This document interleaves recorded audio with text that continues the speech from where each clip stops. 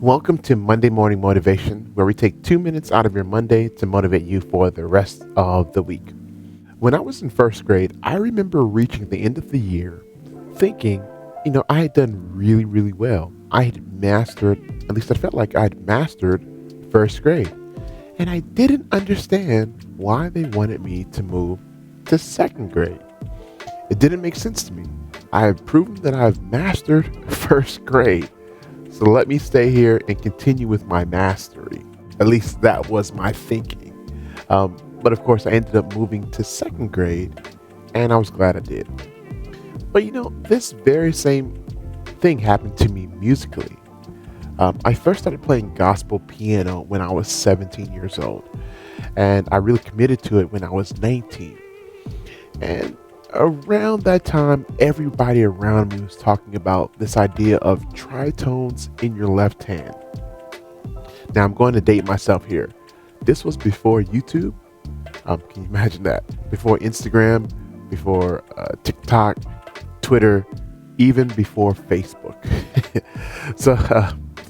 But anyway, all the musicians around me were talking about tritones in your left hand, and I didn't understand it, and I didn't want to understand it. But the reason was because I feared change. I feared everything that change meant. It meant that I would have to revamp the way I play piano. And I did not want to do that. I had just spent enough time being able to play to the halfway beginner level I was at. I didn't want to change.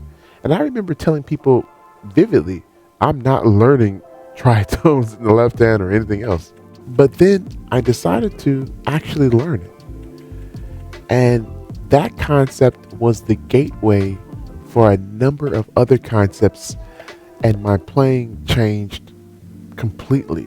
And so my playing today is a direct result of that decision to not fear change, but to embrace it. Now, here's the thing. You see, my growth as a musician wasn't so much because I learned how to play tritones in the left hand. That wasn't it. It was because I made a decision to not fear change. It was a mindset shift for me. Because there have been hundreds of other concepts I've encountered since that concept of the tritone in the left hand. And each of those concepts also required me to change. But if I never made that first decision, I would have never made all of the subsequent following decisions. So my question to you is, are you fearing change? All right, until the next one, be blessed and happy practicing.